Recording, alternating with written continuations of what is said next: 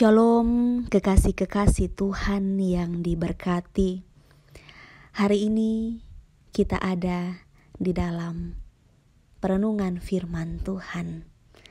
Selamat berjumpa di Suara Marturia, Rabu 31 Januari 2024. Biarlah firman Tuhan menguatkan kita, menguatkan Bapak Mama, teman-teman yang dikasihi. Dan firman Tuhan pada saat ini terambil dari kitab Kejadian 18 ayat 22 sampai 33. Mari kita berdoa. Penyertaan-Mu nyata di dalam kehidupan kami ya Bapa. Kasih-Mu terus mengiringi hidup kami. Hari ini kami kembali ada di dalam kasih Tuhan. Biarlah kasih Tuhan terus dinyatakan di dalam kami. Dan ketika kami hidup, kami butuh kekuatan firman Tuhan. Maka dari itu, kami butuh hikmat dan kebijaksanaan daripada Tuhan. Biarlah hikmat-Mu terus mengiringi kami. Berfirmanlah kepada kami, karena kami sudah siap untuk mendengarkannya. Amin. Kejadian 18 ayat 22 sampai dengan ayatnya yang ke-33. Lalu berpalinglah orang-orang itu dari situ dan berjalan ke Sodom. Tetapi Abraham masih tetap berdiri di hadapan Tuhan. Abraham datang mendekat dan berkata, "Apakah engkau akan melenyapkan orang benar bersama-sama dengan orang fasik? Bagaimana sekiranya ada 50 orang benar dalam kota itu? Apakah engkau akan melenyapkan tempat itu dan tidakkah engkau mengampuninya karena ke-50 orang benar yang ada di dalamnya itu?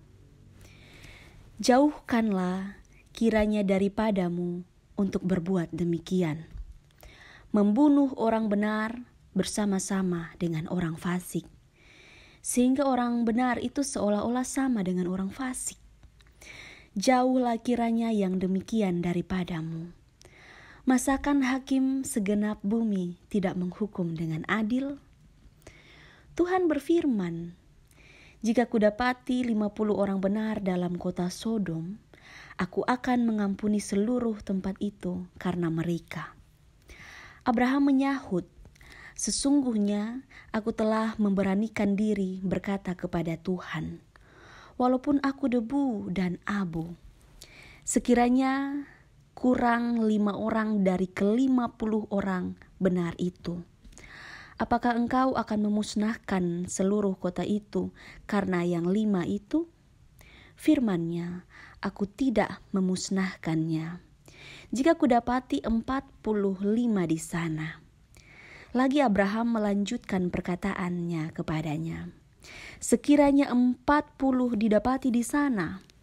Firman-Nya, "Aku tidak akan berbuat demikian karena yang 40 itu." Katanya, "Janganlah kiranya Tuhan murka kalau aku berkata sekali lagi, sekiranya 30 didapati di sana." Firman-Nya, "Aku tidak akan berbuat demikian jika kudapati 30 di sana." Katanya, "Sesungguhnya aku telah memberanikan diri berkata kepada Tuhan, sekiranya 20 didapati di sana." Firman-Nya, "Aku tidak akan memusnahkannya karena yang 20 itu." Katanya, "Janganlah kiranya Tuhan murka kalau aku berkata lagi sekali ini saja, sekiranya 10 didapati di sana." Firman-Nya, "Aku tidak akan memusnahkannya karena yang 10 itu." Lalu pergilah Tuhan setelah ia selesai berfirman kepada Abraham, dan kembalilah Abraham ke tempat tinggalnya. Demikianlah firman Tuhan.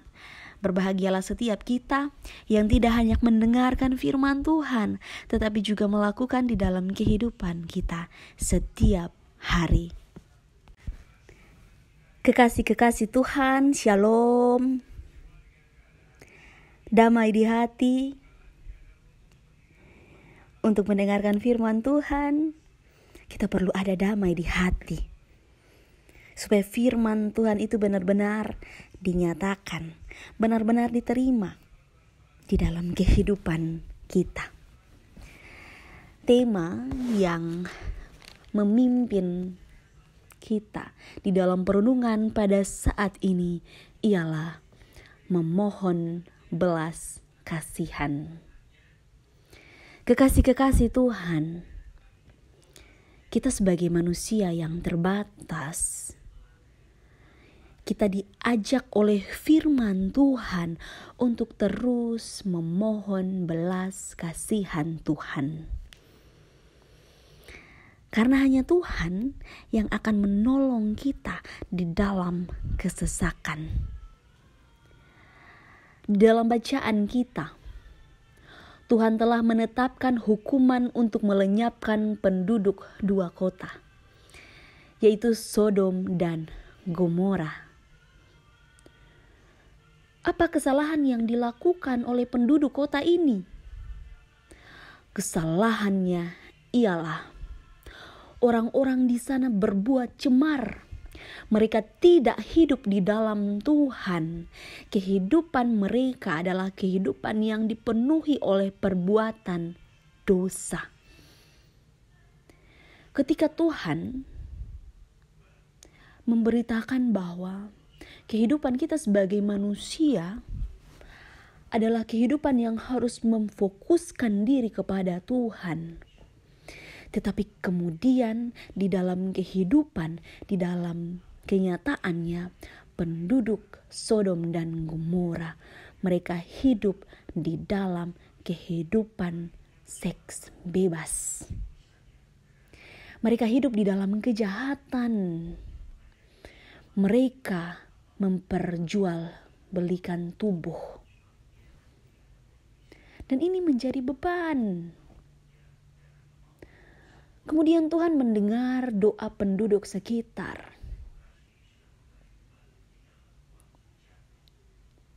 Ada orang yang ketika hidup dan melihat hal-hal dosa, hal-hal yang menyangkut dengan kejahatan, ada orang yang tidak senang dan menyatakan itu di dalam doa. Tetapi juga kemudian ada orang yang terus hidup di dalam dosa. Sama seperti penduduk Sodom dan Gomora. Pertanyaannya kepada kita, kita mau hidup di pihak yang mana? Kita mau hidup seperti orang-orang yang terus berseru kepada Tuhan, atau kita mau hidup di dalam dosa?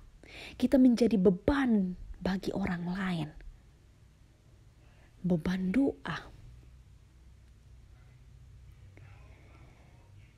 Abraham diperkenankan Tuhan untuk tahu rancangan hukuman atas Sodom dan Gomora. Dan yang luar biasa, kekasih-kekasih Tuhan, Abraham dia mengajukan permohonan pengampunan kepada Tuhan. Kita belajar dari tokoh Abraham. Ketika dia tahu bahwa Sodom dan Gomora itu akan dihancurkan, akan dilenyapkan, dia merasa bahwa mereka butuh pengampunan dari Tuhan. Ketika melakukan dosa, apakah Tuhan tidak memberikan kesempatan? Dan Abraham tampil di hadapan Tuhan sebagai seorang pembela. Dan Abraham mengatakan bahwa bagaimana kalau ada 50 orang benar? Dan kemudian ia sadar terlalu banyak. Dan dia bertanya, bagaimana kalau ada 10 orang benar? Dan Abraham dalam hal ini menjadi pembela bagi Sodom dan Gomora. Bagaimana dengan kehidupan kita? Apakah kita mau jadi pembela bagi orang lain? Bagi orang-orang yang hidupnya hina. Dalam kenyataan kita, kekasih-kekasih Tuhan, kalau orang-orang sudah berbuat jahat, hina di hadapan Tuhan, pasti kita juga tidak akan peduli. Apalagi memohon balas kasihan untuk orang tersebut di dalam doa. Tetapi Abraham, dia memilih untuk menjadi pembela dan pendoa bagi Sodom dan Gomora. Ini satu pilihan yang sangat luar biasa. Dan ketika saat banyak orang berseru dan mengeluh tentang Sodom dan Gomora, Tuhan mengambil posisi sebagai pembela bagi banyak orang. Bagaimana kemudian? Di sisi lain, Abraham tampaknya bertindak sebagai pendoa. Ini bagian yang kemudian bagi saya juga harus menjadi bagian cara hidup kita sebagai orang-orang Kristen. Dan sebenarnya Abraham ini dia punya alasan ketika dia tampil sebagai pembela. Karena di sana ada Lot dan keluarganya. Dia ingin menyelamatkan keluarganya dan dampaknya kepada orang-orang di Sodom dan Gomora. Abraham bukan membela orang jahat. Ia sedang membela orang benar yang sangat sedikit jumlahnya, yaitu Lot dan keluarganya. Jadi kita bisa melihat ya, dalam suasana seperti ini, lebih banyak itu orang jahat daripada orang benar. Jadi kasihan kalau misalnya orang benar juga harus hancur. Ini kesedihan Abraham. Ini menjadi pergumulan Abraham. Jadi kalaupun Tuhan mengampuni, itu karena masih ada sedikit orang benar. Dan orang benar itu akan didengarkan Tuhan. Ada amin kok, kekasih-kekasih Tuhan. Ini sangat luar biasa untuk kita refleksikan di dalam kehidupan kita. Kita mau tampil jadi orang benar, atau kita mau tampil jadi bagian dari orang-orang jahat. Orang jahat ini kalau bisa dibilang berhutang kepada orang benar. Karena orang benar di dalam kehidupannya terus menyatakan doa kepada setiap orang yang dikasihinya. Walaupun orang itu jahat, tetapi itu tidak membuat menjadi masalah. Ini yang luar biasa. Kehidupan orang-orang Kristen, pengikut-pengikut Kristus itu harus seperti itu. Kita harus menjadi pendoa bagi orang lain. Jadi jangan sampai kita lebih mudah ya membenci dosa orang lain. Tapi mari kita doakan mereka. Begitu juga kita. Kita juga tidak terlepas dari dosa. Kita lupa untuk mendoakan diri kita sendiri supaya kita terlepas dari dosa. Mari menjadi beban doa bagi orang lain. Karena di dalam kehidupan kita, Allah mengajak kita untuk memancarkan kasih keselamatan untuk banyak orang. Kekasih-kekasih Tuhan, saya mau bilang bahwa berharaplah menjadi orang yang dipakai Tuhan. Orang yang terus mendoakan orang lain dan berkenan didengar oleh Tuhan.